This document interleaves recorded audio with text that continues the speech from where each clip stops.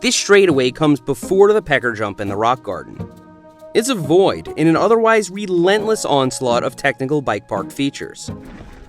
Our plan is to keep adding on to this jump line until it's packed with features from top to bottom. So for starters, this void needs to be filled with something.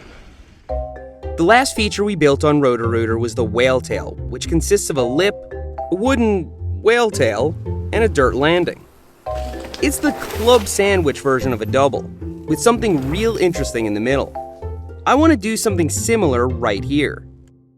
But instead of a whale tail in the middle, we're going to build a wooden lily pad that you kind of skip off of to clear the gap.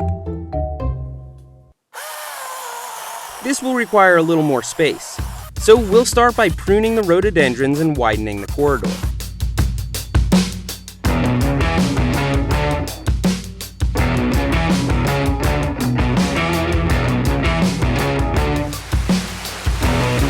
Not raining too bad, and I'm under the trees, so gonna keep going.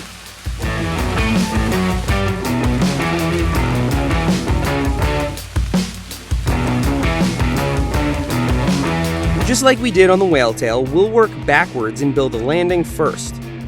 I have no idea if working backwards is the established method for building doubles, but I find it much easier to visualize a feature when the landing is already in place.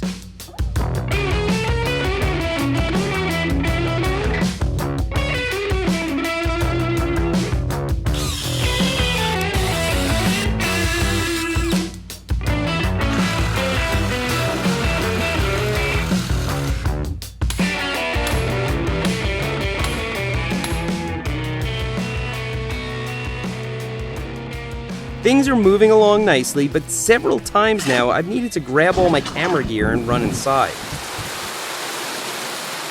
That means that running the tamp could be slightly messy.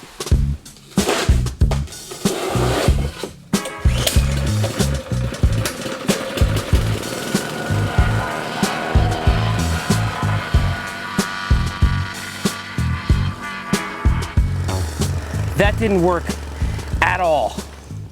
This is going to be one of those projects that's limited by the weather.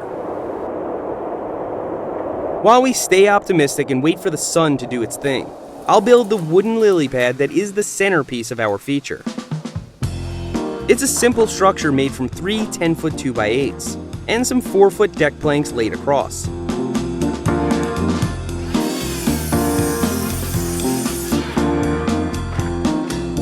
For a club sandwich feature like this one, 10 feet long is the minimum you would want to make the centerpiece, as it's just under twice the length of a trail bike.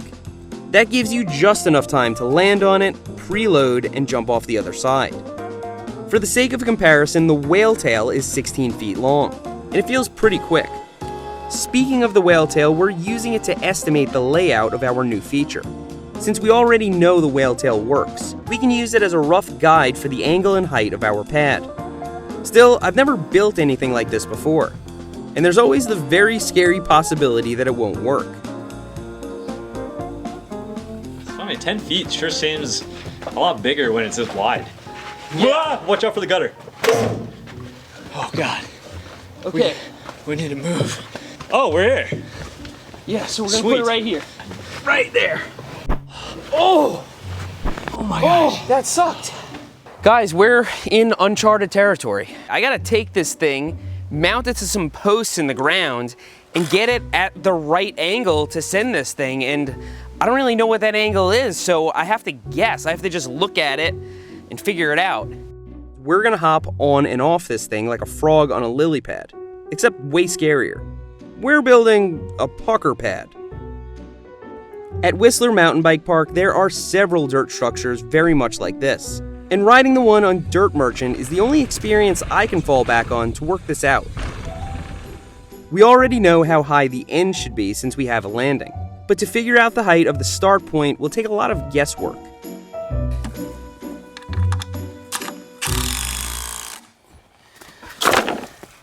So, everything's in place, but the thing moves around a pretty good amount, so we're gonna have to brace it, and then once we brace it, should be super solid.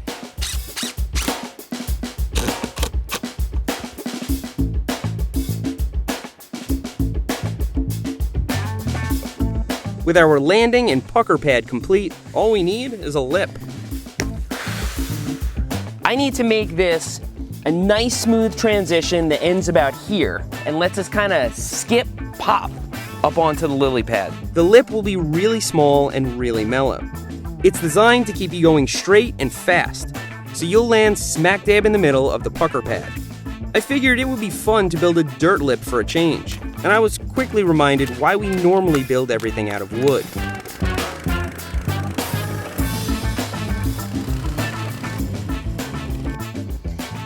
That didn't work at all. Once this lip dries out, it'll be hard as concrete, but until then, we'll need a hack to get it running. You don't think we're gonna have an issue with them being split? Well, you want to stay on one. Right. Okay, move up a little bit. This one's definitely like drier. Yeah, move way up. Yeah, there you go. Oh. That'll probably work. Yeah, it'll still probably work. Oh yeah, this is gonna be fine. Hitting a feature for the first time is usually nerve-wracking, but this time it's worse. I've never built a lily pad, an up box, or whatever you would call this. And the only example I've ridden is on the opposite end of this continent. I don't think that was fast enough.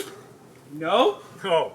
To make things even more difficult, all this rain has done a number on the trails. So until we fix them up, we're using the landing of the Kevin jump for speed.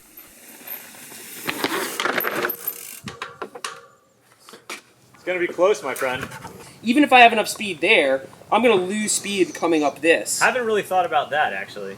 I think trying to get a pedal stroke in there is even Getting more a pedal stroke in on this is not. That's a no-go. All right, drop it.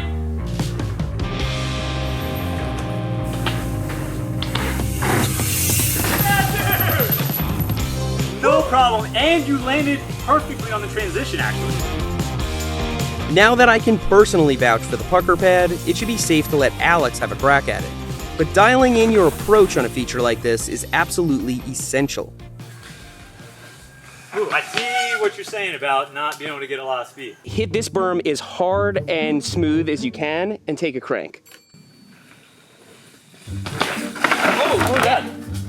Whoa! Yo, you were going fast enough. I was like, all right, might as well. And then I was like, wait, don't. If you get in a crank, you're good, man. Oh God. Damn! That was such a good bail! I don't know what just happened though.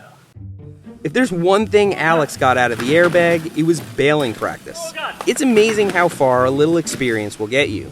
So I didn't jump onto it. I tried to just ride onto it. Back wheel cased and took all my speed. I guess that's what happens.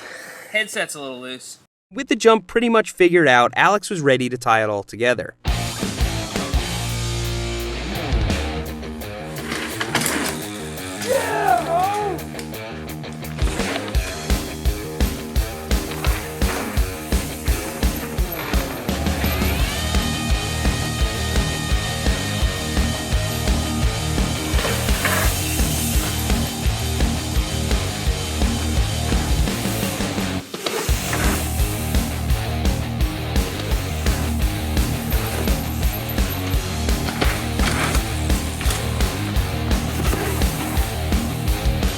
At first, we were landing on the pucker pad and then jumping off in two separate motions.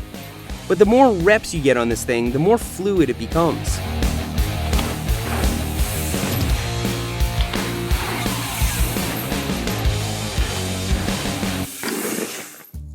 The best part about the pucker pad is there's a bunch of stuff before and after it, but it needs a lot of work. Not to mention, Kevin hasn't ridden anything we've built since spring. That's a great excuse for us to bring in more dirt, do some shovel slapping, make this line perfect, and shred it from start to finish. If you want to join us for that massive dig day and riding session, make sure you subscribe. And if you want to see how we built the rest of these features, check out the Berm Peak playlist at the end of this video. Thanks for riding with me today, and I'll see you next time.